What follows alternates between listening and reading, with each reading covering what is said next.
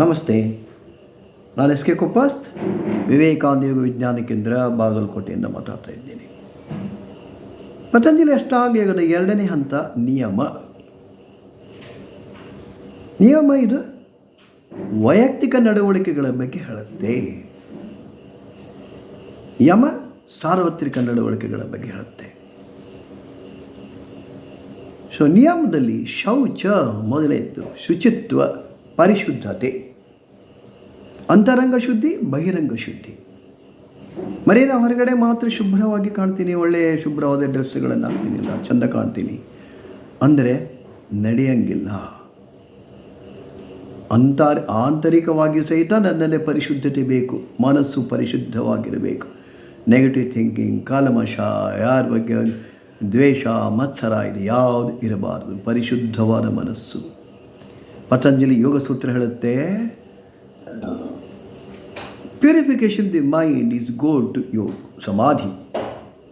ಪರಿಶುದ್ಧವಾದ ಮನಸ್ಸು ಸಮಾಧಿಗೆ ಹೋಗ್ಲಿಕ್ಕಿರ್ತಕ್ಕಂಥ ದಾರಿ ಅಂತ ಹೇಳುತ್ತೆ. ನೆಕ್ಸ್ಟ್ ಎರಡನೇದು ಸಂತೋಷ, ಸ್ಯಾಟಿಸ್ಫೈಡ್ ಲೈಫ್, ಸಂತೃಪ್ತ ಜೀವನ. ಒಂದು ಪರ್ಟಿಕ್ಯುಲರ್ ಅಂತ ನನಗೆ ಬಾರ್ಡರ್ ಬೇಕು. ಇಲ್ಲಿಗೆ ನನಗೆ ಸ್ಯಾಟಿಸ್ಫೈ ಆಗಿದೆ, ನಾನು ಸಂತೃಪ್ತ ಇದ್ದೀನಿ.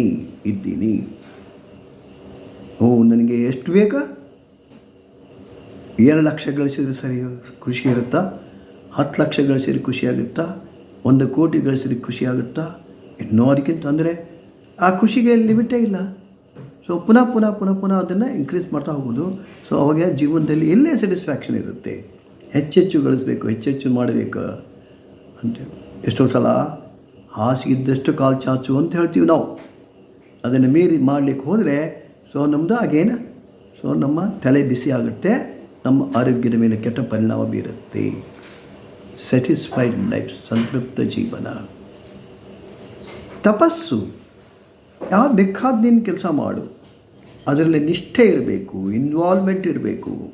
ತಪಸ್ಸಿನ ಥರನೇ ಆ ಕೆಲಸ ಆಗಬೇಕು. ಸೊ ನಾನು ಬೇರೆ ಅಲ್ಲ, ನಾನು ಮಾಡ್ತಕ್ಕಂಥ ಕೆಲಸ ಬೇರೆ ಅಲ್ಲ. ಆ ಕೆಲಸ ಸಣ್ಣದಿರ್ಬೋದು, ದೊಡ್ಡದಿರ್ಬೋದು. Dignity of the labour. So ಆ ಕೆಲಸಗಳಲ್ಲಿ ನಾನು ಒಂದಾಗಿರಬೇಕು. ಅದಕ್ಕೆ ಯೋಗ ಅಂದರೆ ಬರೀ ಆಸನಗಳೇ ಯೋಗ ಅಲ್ಲ, ಬರೀ ಪ್ರಾಣಾಯಾಮನೇ ಆಗಲ್ಲ.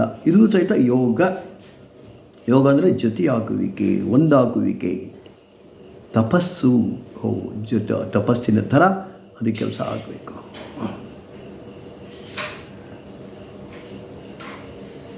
ಮತ್ತು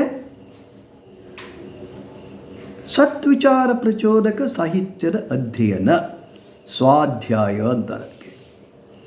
ಸ್ವತಃ ನಾನು ಏನನ್ನು ಓದಬೇಕು, ಏನನ್ನು ನೋಡಬೇಕು, ಎಂಥದನ್ನು ಓದಬೇಕು. ಮನಸ್ಸಿನ ವಿಕಾರಗಳನ್ನು ಹೆಚ್ಚು ಮಾಡ್ತಕ್ಕಂಥ ಸಾಹಿತ್ಯವನ್ನು ಓದಬಾರದು. ಮನಸ್ಸಿನ ವಿಕಾರಗಳು, ತರಂಗಗಳ ಶಾಂತವಾಗಿರಬೇಕು, ಸ್ತಬ್ಧ ಆಗಿರಬೇಕು. ಮನಸ್ಸಿನ ವಿಕಾರಗಳು ಹೆಚ್ಚು ಮಾಡ್ತಕ್ಕಂಥ ಸಾಹಿತ್ಯವನ್ನು ಓದೋದು, ಅಂಥ ದೃಶ್ಯಗಳನ್ನು ನೋಡೋದ್ರಿಂದ ಮನಸ್ಸು ಚಂಚಲ ಆಗುತ್ತೆ, ಅದು ಹರಡುತ್ತೆ, ಓಡುತ್ತೆ. ಸೊ ಯೋಗದ ಮುಂದಿನ ಹಂತಕ್ಕೆ ಹೋಗಲಿಕ್ಕೆ, ಸಮಾಧಿ ಹಂತಕ್ಕೆ ಹೋಗಲಿಕ್ಕೆ ಆಗಲ್ಲ, ಧ್ಯಾನ ಮಾಡಲಿಕ್ಕೆ ಆಗಲ್ಲ, ಮನಸ್ಸು ಚಂಚಲ ಇರುತ್ತೆ. ಅದಕ್ಕೆ ಓದಬೇಕಾದರೂ ನೋಡಬೇಕಾದರೂ ಒಳ್ಳೆಯ ವಿಚಾರಗಳನ್ನೇ ಹಿಂಗೆ ನೋಡಬೇಕು. ಮನಸ್ಸು ಸಮಾಧಾನ ಆಗಿರಬೇಕು. ಈಶ್ವರ ಪ್ರಣಿಧಾನ, ಸರೆಂಡರ್ ಟು ದ ಗಾಡ್, ದೇವರಿಗೆ ಶರಣಾಗುವಿಕೆ, ಸಮರ್ಪಣೆ ಮಾಡೋದು. ಈಶ್ವರ ಪ್ರಣಿಧಾನ, ಸರೆಂಡರಿಂಗ್, ಶರಣಾಗುವಿಕೆ. ಯಾರಿಗೆ ಶರಣಾಗೋದು? ಏನನ್ನು ನಾವು ಸಮರ್ಪಣೆ ಮಾಡಬೇಕು. ಅಲ್ಲೇ ಗುರು ಅಥವಾ ಗಾಡ್, ದೇವರು ಅಥವಾ ಗುರು, ಇದು ಆಬ್ಜೆಕ್ಟ್ ಮಹತ್ವದ ಅಲ್ಲ. ಸೊ ಆಬ್ಜೆಕ್ಟ್ಗೆ ನಾನೇನನ್ನು ಸಮರ್ಪಣೆ ಮಾಡ್ತೀನೋ ಅದರ ಹಿಂದಿರ್ತಕ್ಕಂಥ ಪ್ರವೃತ್ತಿ ಮಹತ್ವದ್ದು. ಆ್ಯಟಿಟ್ಯೂಡ್ ಬಿಹೈಂಡ್ ದಿ ಸರೆಂಡರ್ ಅದು ಮಹತ್ವದ್ದು.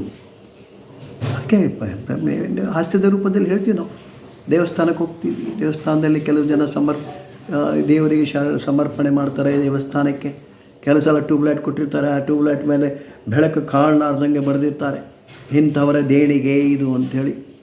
ಅಂದರೆ ನೀನು ದೇಣಿಗೆ ಕೊಡಬೇಕು, ಸಮರ್ಪಣೆ ಮಾಡಬೇಕಂದ್ರೆ ನಿನ್ನ ಹೆಸರು ಪ್ರಚಾರ ಆಗಬೇಕು ಅನ್ನೋ ಅಹಂಕಾರ ಇರಬಾರದು.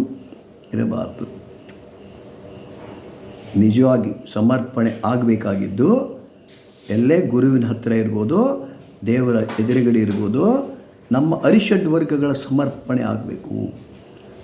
ನಾನು ಎಷ್ಟು ಕೊಡ್ತೀನಿ, 1 ರೂಪಾಯಿ ಕೊಡ್ತೀನ, 1000 ರೂಪಾಯಿ ಕೊಡ್ತೀನ, ಬಂಗಾರದ ಕಿರೀಟ ಕೊಡ್ತೀನೋ, ಅದು ಮಹತ್ವದ್ದು ಅಲ್ಲ. ಅದು ಸಮರ್ಪಣೆ ಆಗಬೇಕಾಗಿದ್ದು ಕಾಮ, ಕ್ರೋಧ, ಲೋಭ, ಮೋಹ, ಮದ, ಮತ್ಸರ ಇವನು ಸಮರ್ಪಣೆ ಮಾಡಿದಾಗ ಮನಸ್ಸು ಶಾಂತವಾಗಿರುತ್ತೆ. ಆವಾಗ ಅಷ್ಟಾಂಗ ಯೋಗದ ಮುಂದಿನ ಹಂತಕ್ಕೆ ಹೋಗಲಿಕ್ಕೆ ನಮ್ಮದು ಮನಸ್ಸು, ಶರೀರ ತಯಾರಾಗಿರುತ್ತೆ. ಬನ್ನಿ ನಮ್ಮ ನಿರಂತರ ಯೋಗ ವರ್ಗಗಳಲ್ಲಿ ಭಾಗವಹಿಸಿ. ಧನ್ಯವಾದಗಳು.